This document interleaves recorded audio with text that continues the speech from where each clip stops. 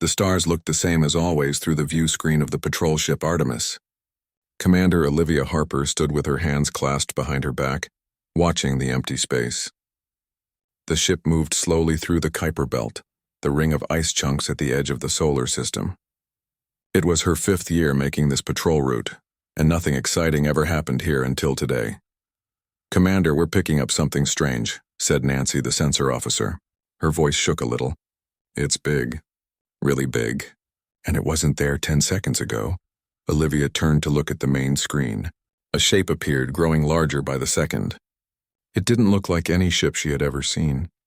Instead of the practical, boxy designs humans used, this vessel had flowing curves like a sea creature. It was beautiful in a strange way, with surfaces that seemed to ripple with colors that shouldn't exist in space.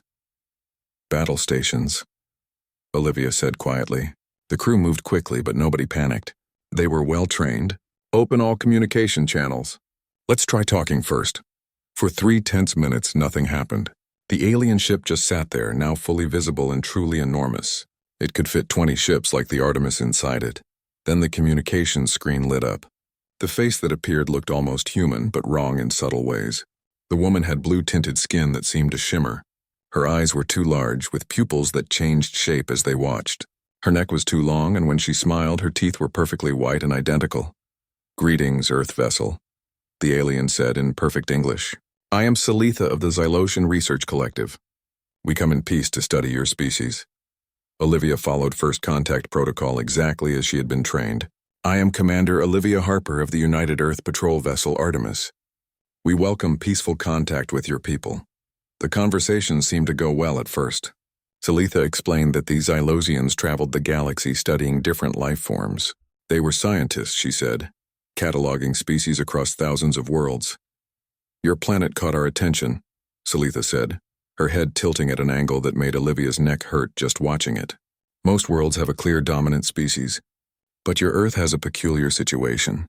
You humans have technology and civilization, yet you are not the strongest, fastest, or largest creatures on your planet. Most unusual." Something in Salitha's tone made the hair on the back of Olivia's neck stand up. The alien woman spoke like someone discussing an interesting bug. "We've survived through intelligence and cooperation," Olivia explained carefully. "Different species find different paths to success." "Yes, fascinating," Salitha said, not really listening. "Your adaptability is most impressive. You will make excellent subjects for our compatibility studies." Olivia's instincts flared. "Subjects? I think there's been a misunderstanding. We're open to cultural exchange, but humans aren't subjects for study." Salitha's smile never changed. "Oh, but all species we encounter are subjects. Some prove useful and are elevated to serve the collective. Others provide valuable biological data. We have been observing your broadcasts for some time. Humans seem quite adaptable and reasonably intelligent. With proper guidance, you might qualify for servitor status." The bridge went silent. Olivia felt cold anger building in her chest. "I must firmly decline your offer," she said, keeping her voice steady. "Humans are not available for servitor status or biological research. We would be happy to establish diplomatic relations as equals." "How amusing," Salitha interrupted.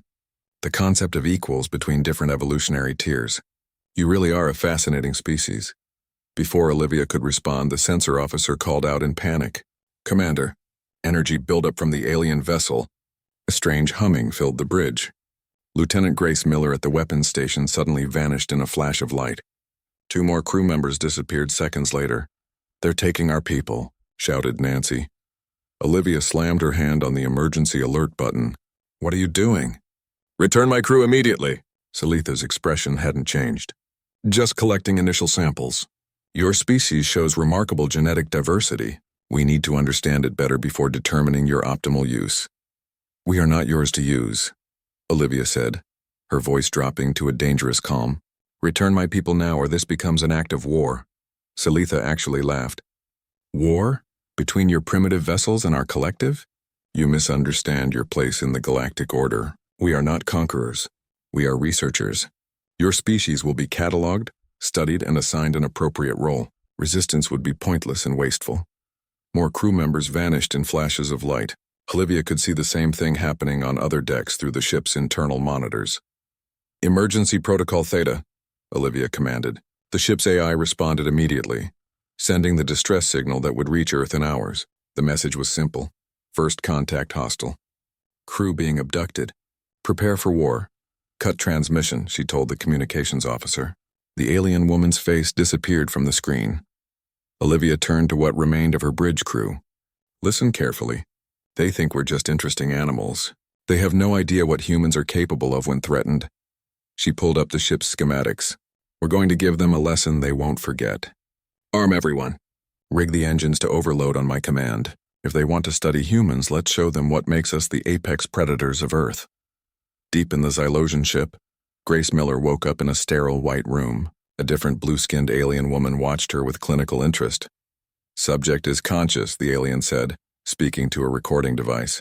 Beginning basic physical assessment of human female specimen. Grace said nothing.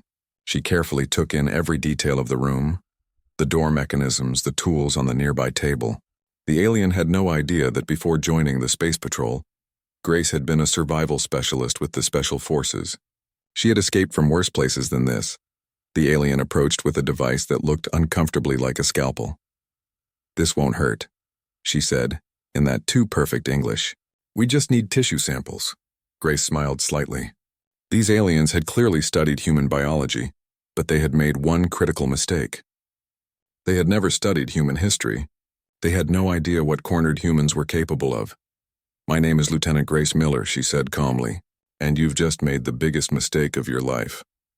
Back on the Artemis, Commander Harper was preparing her crew for humanity's first interstellar combat operation. The aliens would soon learn that humans hadn't become Earth's dominant species by accident. Diane Mercer couldn't sleep. As Chief Security Officer for the research station orbiting Mars, she was the first to receive Commander Harper's distress signal. The message was brief but chilling. Aliens had arrived and were taking humans for study. She sat in the quiet command center, reviewing the transmission for the 20th time. The alien ship was unlike anything humans had built. It moved in ways that didn't make sense. It appeared without warning, as if it had stepped through a door in space. Still at it? Asked Director Paula Winters, entering with 2 cups of coffee. Diane took one gratefully. Something about these Xylosians bothers me. They remind me of something. Paula sat beside her. What? I grew up in Alaska, Diane explained.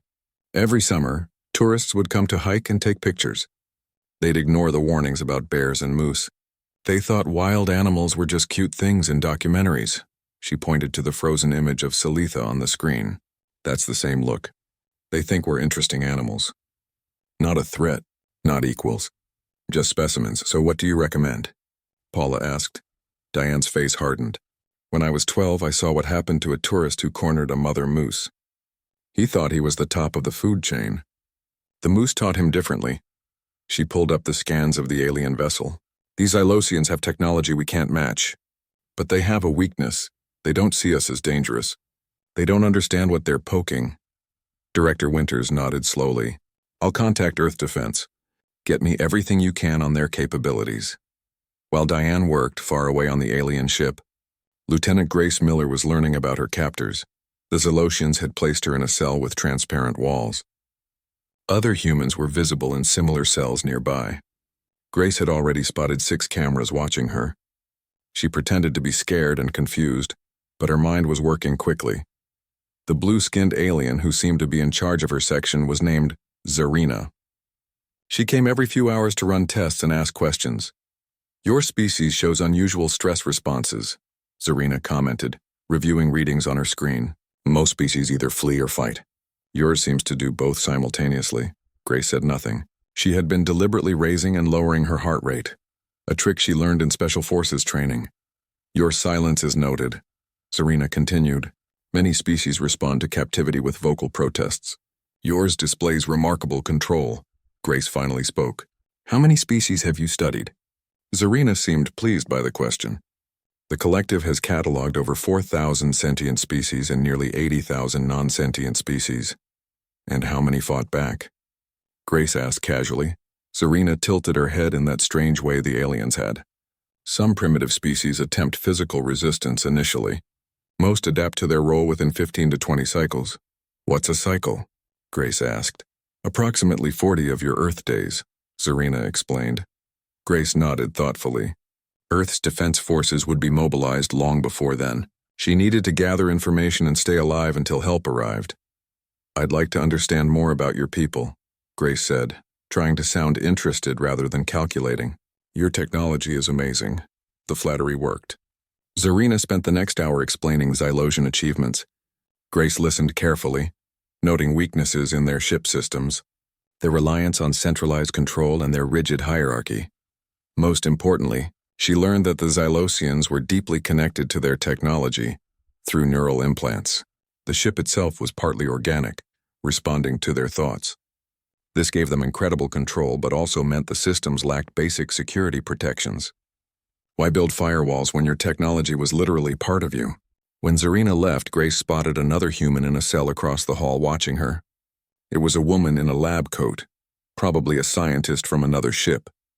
Grace used simple hand signals, military code that any Earth defense personnel would recognize. Name? She signaled. The woman responded slowly, clearly remembering the signals from basic training. Samantha Reed, biologist. Plan? Samantha signaled back. Grace smiled slightly. Gather intel. Wait for chance. These aliens don't know what humans can do. Back at Earth, Admiral Leah Winters stood before the United Earth Defense Council. The room was filled with military leaders and government officials, all grim-faced as they reviewed the information from Commander Harper's ship and the Mars Research Station. The Xylosian vessels have technology far beyond ours, Admiral Winters stated bluntly. Direct confrontation would be suicide. So we surrender? Asked one official. Let them take people for experiments? No, Leah said firmly. We fight smart. We use what they don't understand about us. She brought up images from Earth's natural history. Throughout our evolution, humans were both predator and prey. We weren't the strongest or fastest, but we became the most dangerous species on Earth. When larger predators hunted us, we learned to set traps. When faster animals fled from us, we learned to track them until they collapsed from exhaustion. The Admiral's eyes gleamed with fierce determination. The Xylosians have classified us as potential servants. They expect us to submit once we understand their superior strength. They have no concept of what humans do when cornered. She outlined her plan. It was risky and would cost lives, but it played to human strengths, adaptability, deception, and the willingness to sacrifice for the greater good. On the Artemis, Commander Harper had finished preparations. Half her crew had been taken, but those remaining were ready. They had modified their weapons, rigged the ship systems, and prepared a special welcome for any Xylosians who tried to board. They'll be coming for the rest of us soon, she told her crew. Remember your training. We're buying time for Earth to prepare. Every minute we resist gives humanity a better chance. The ship's sensors detected movement. The massive alien vessel was approaching again. They think we're helpless, Olivia said, strapping herself into the captain's chair. Let's show them how wrong they are. As the Xylosian ship moved closer, Olivia sent a transmission. This is Commander Harper. We surrender. Please don't harm my remaining crew. On the alien ship, Salitha received the message with satisfaction. Prepare to bring the rest aboard. Ensure the ship is secured for study. The Xylosian transport beam activated, targeting the Artemis bridge. But instead of finding submissive humans ready for collection, the boarding party materialized into chaos. Commander Harper had rerouted plasma from the engines through the floor plating. 3 Xylosians collapsed immediately from electrical shock. The others found themselves facing humans who had removed panels and ceiling sections, creating fortified positions around the bridge. The aliens' weapons were more advanced, but they weren't prepared for close-quarters combat with desperate humans who had turned their own ship into a weapon. Tell your leader, Olivia shouted as she fired her modified weapon. Humans don't surrender. Back on Earth, Admiral Winters received the first reports of resistance. The Artemis crew was fighting back, and aboard the alien vessel, the captured humans were organizing. It's time, she told her staff. Launch Operation Honeypot. Across the solar system, human ships began to move. Not toward the aliens, but away, apparently fleeing in terror. Just as the Xylosians expected from a species confronting a superior force. What the aliens didn't realize was that humans had been apex predators for thousands of years. And sometimes the predator runs away to lead prey into a trap. The seventh day of the alien invasion began with 6 massive Xylosian ships entering Earth's solar system. They joined the first vessel, forming a fleet that dwarfed anything humans had built. Each alien ship carried thousands of captured humans, taken from outposts and vessels across the outer planets.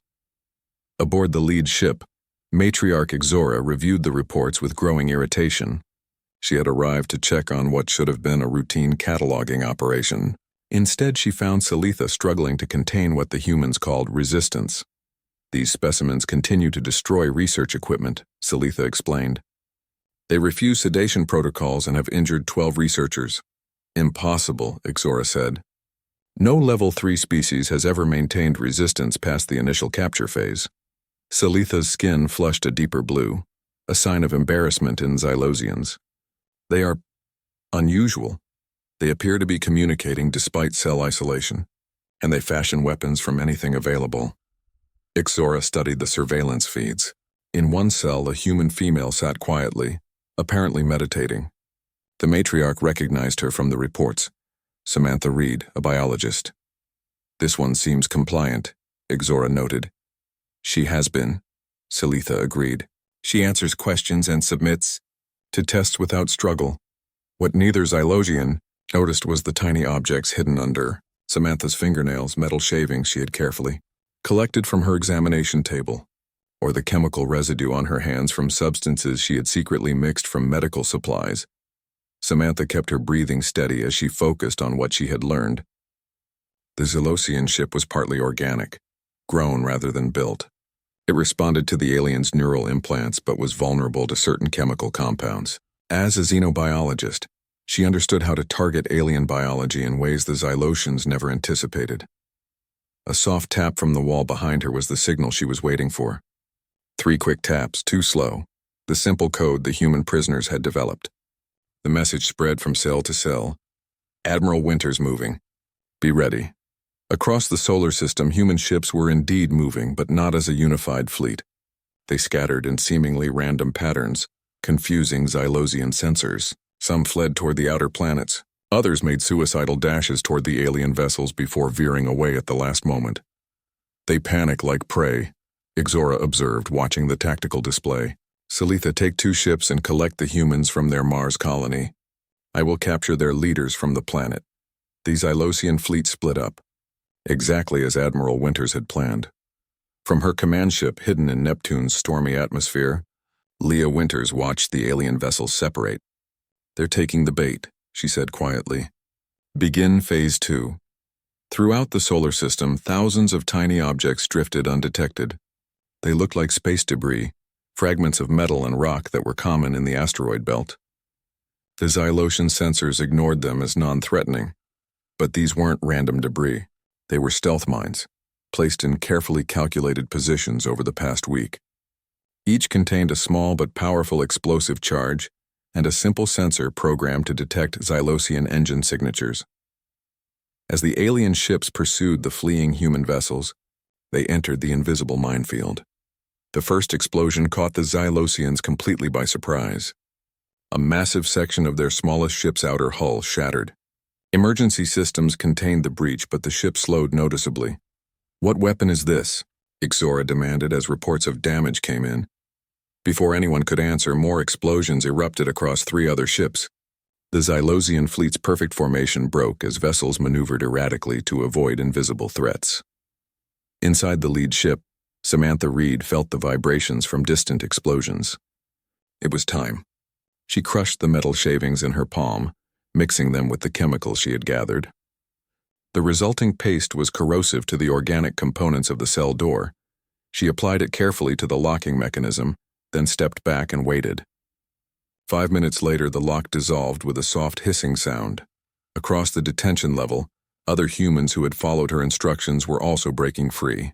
They moved silently, using the hand signals and tactical formations that were standard Earth Defense Force training. Samantha met up with Grace Miller and 6 others at the predetermined location, a junction in the ship's circulation system, what humans would call ventilation ducts. The ship's partially alive, Samantha explained quickly. These tubes carry nutrients and oxygen to the organic components. If we introduce my compound here, it will spread throughout the vessel. Grace nodded. How long? 10 minutes to reach critical systems, Samantha said. Then chaos. Grace looked at the determined faces around her. We have nearly 300 humans free and moving through the ship. Team Alpha is heading for the engine room. Team Beta is targeting communications. We're Team Omega. We go for the command center. While the humans moved through the ship, Admiral Winters launched the next phase of her attack. From hiding places across the solar system, small, fast human vessels emerged. They weren't warships. Earth had few of those. They were mining ships, research vessels, even passenger shuttles, all modified for war in the past week.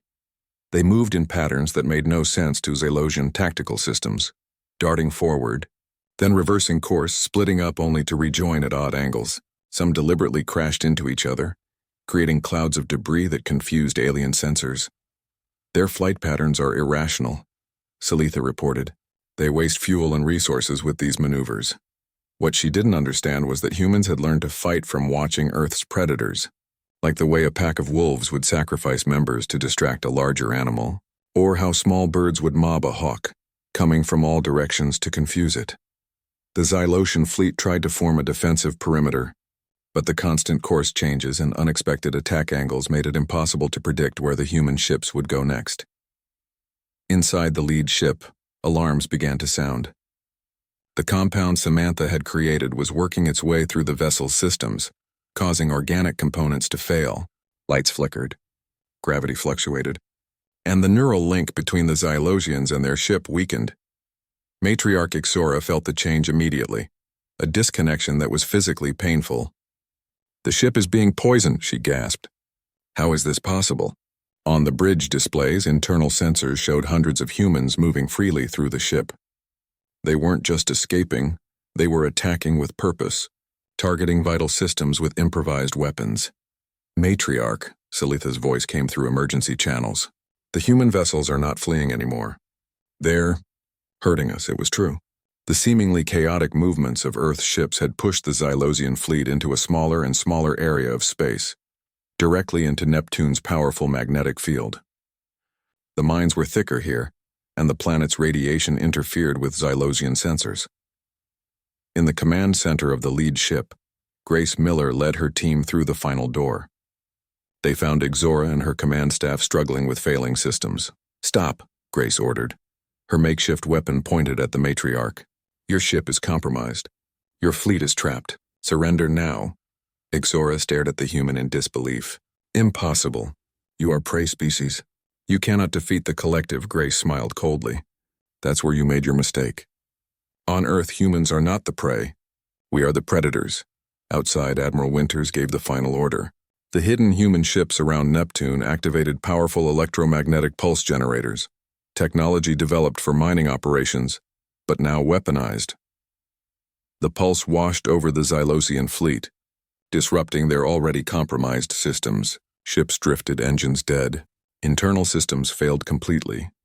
In the darkness of the lead ship's command center, Ixora saw the truth in Grace's eyes, the calm, calculating look of an apex predator that had successfully trapped its prey.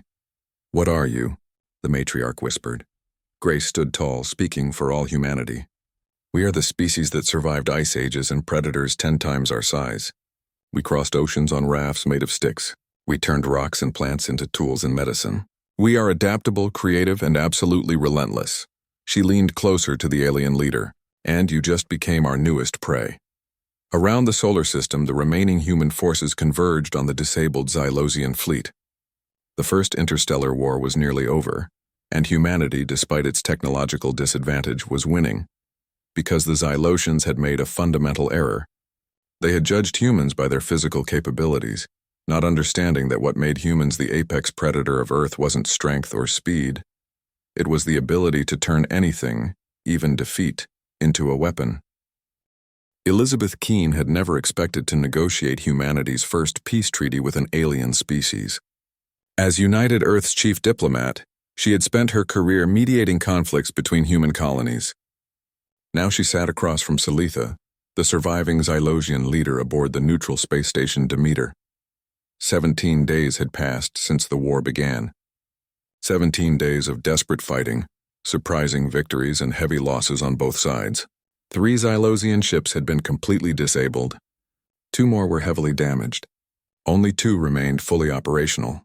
The humans had lost over 40 vessels and thousands of lives. But they had won. We expected compliance, Salitha said, still struggling to understand what had happened. Every other species at your technological level has recognized the futility of resistance. Elizabeth placed a small device on the table between them. It projected a holographic display of Earth's natural history. To understand why we fought as we did, Elizabeth explained, you need to understand where we came from.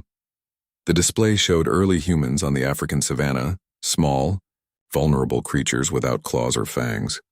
Unlike most intelligent species, we didn't evolve as the dominant predator or as specialized prey, Elizabeth continued. We were somewhere in the middle, not the strongest or fastest, just one more animal trying to survive. The hologram changed to show early humans tracking a much larger animal across a dusty plain. But we developed something unique. Persistence hunting. Our bodies evolved to run long distances without overheating. We couldn't outrun our prey in a sprint, but we could follow them for hours or days, never letting them rest until they collapsed from exhaustion. Salitha leaned forward, studying the images with new interest. This shaped our psychology, Elizabeth said. We learned patience. We learned to think ahead, to anticipate where prey would go, and when larger predators hunted us, we learned to cooperate and use the environment against them. The display showed humans setting traps, using fire to drive animals, working in coordinated groups to bring down creatures many times their size. When you invaded, Elizabeth continued, you categorized us by our technology. You saw our ships and weapons and classified us as a level 3 species. But our technology isn't what makes us dangerous.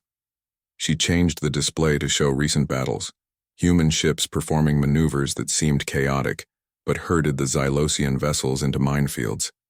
Captured humans turning medical equipment into weapons, Admiral Winter sacrificing ships as decoys to draw aliens into traps. We didn't become Earth's apex predator through superior strength, Elizabeth said firmly. We earned it through adaptability, endurance, and the ability to transform anything into a weapon. Salitha's skin had paled to a lighter blue, a sign of distress or profound thought in Xylosians. In all our explorations, we've never encountered a species like yours, she admitted. Most evolved from either pure predator or pure prey psychology. Your mixture of both creates unpredictability. That's our greatest strength, Elizabeth agreed. We can think like both hunter and hunted. We understand vulnerability because we've been vulnerable. And we understand predation because we've been predators. She pulled up footage from the lead Xylosian ship, Samantha Reed's carefully organized resistance. The scientist had created chemical compounds that disabled ship systems, using only materials found in her medical examination room. Other captured humans had repurposed parts of their cells into communication devices and weapons. Your scientists noted our physical adaptability, but missed our mental adaptability, Elizabeth pointed out. This woman is a biologist, not a soldier. Yet she identified weaknesses in your ship's organic systems and exploited them. Salitha watched the footage with growing comprehension. We believed your cooperation with initial tests indicated acceptance of your status. We didn't realize you were gathering intelligence. Exactly, Elizabeth said. When a human appears to submit, it doesn't mean they've accepted defeat. It often means they're planning something. The display changed to show Admiral Winter's battle tactics. The Admiral had sacrificed valuable ships to establish patterns that weren't patterns at all, but elaborate traps. She had used Neptune's magnetic field to disable Xylosian sensors. She had turned mining tools into weapons. Your tactical systems couldn't predict our movements because they looked for rational patterns, Elizabeth explained. But what seems irrational to you is survival thinking to us. Sometimes the safest path is the one no predator would expect you to take. Salitha was silent for a long moment, processing this new understanding. Finally, she spoke. The collective has made a grave error in our assessment of humanity. We approached you as we would any level 3 species. We did not recognize the unique danger you represent. Elizabeth nodded. And now you have a choice. The Xylosian collective can continue to view other species as mere subjects for study and servitude, or you can recognize that different evolutionary paths create different kinds of intelligence, all valuable, all deserving of respect. She leaned forward. Humans don't want war, Salitha. Despite what you've seen, we're not naturally aggressive. We're protective. We defend what's ours. We fight when threatened. But we prefer cooperation. Cooperation? Salitha seemed genuinely confused. Between different evolutionary tiers? There are no tiers, Elizabeth said firmly. Only different adaptations to different environments. Your technology is more advanced than ours, yes, but that doesn't make you superior beings. It just means you've had longer to develop. She changed the display one last time, showing the history of human conflicts and resolutions. Look at our history. We've fought countless wars among ourselves, but we've also built peace after the worst conflicts. We've learned to transform enemies into allies. Outside the negotiation room, Commander Olivia Harper waited with Admiral Winters. Both women bore the marks of battle. Olivia's arm was in a sling and the Admiral walked with a pronounced limp. Do you think they'll understand? Olivia asked quietly. Leah Winters watched through the observation window as Elizabeth continued the negotiations. They're scientists at heart. They follow evidence, and we've given them plenty of evidence that their understanding of species development needs revision. Inside, Salitha had reached a decision. I will recommend to the collective that we reclassify humanity and establish formal diplomatic relations. Your species has earned the right to be approached with caution. Elizabeth smiled slightly. That's a start. And in return, humanity is willing to share knowledge and resources. There's much we could learn from each other as equals.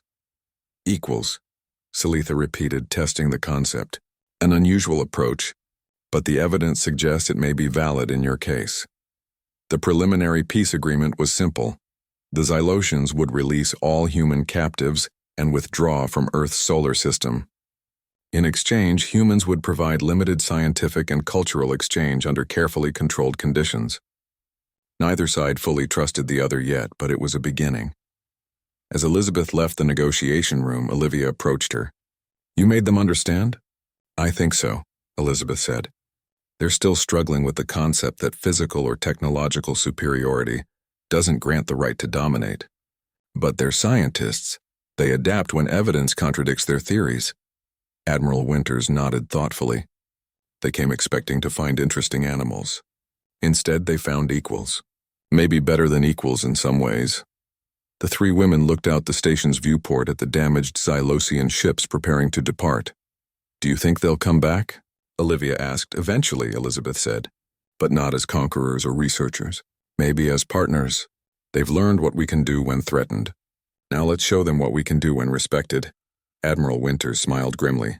They came looking for humanity's place in the natural order. They found it. At the top. As the Xylosian ships disappeared into the darkness of space, humanity began rebuilding. The first contact had been costly but educational for both species. The aliens had learned that technology alone doesn't determine a species' danger level, and humans had discovered they weren't alone in the universe. But they were certainly among its most formidable inhabitants.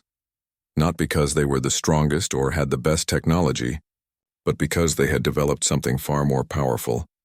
The psychology of a species that had been both predator and prey, and had decided that being the predator was much better.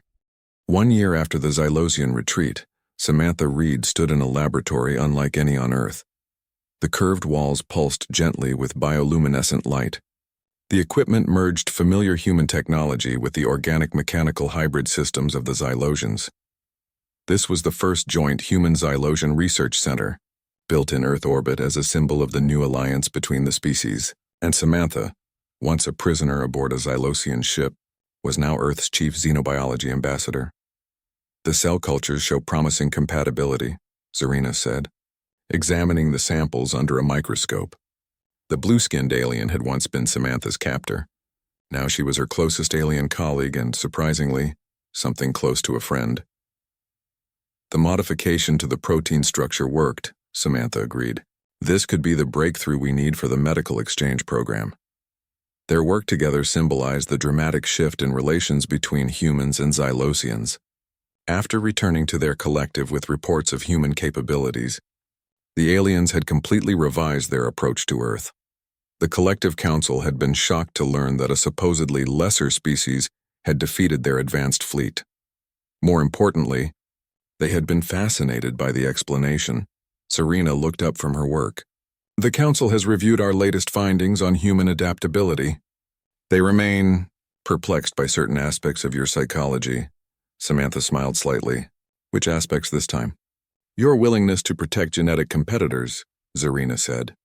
When we first encountered humans, we observed you expending resources to preserve endangered species that offer no direct benefit to your survival.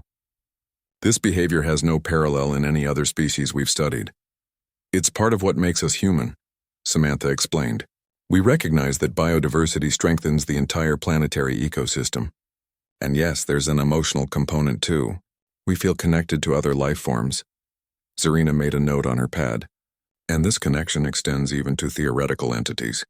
You advocate for the ethical treatment of artificial intelligences that don't yet exist, and hypothetical alien species you haven't met. We try to learn from our mistakes, Samantha said. Human history is full of examples where we failed to recognize the rights of others who were different from us. We're trying to do better.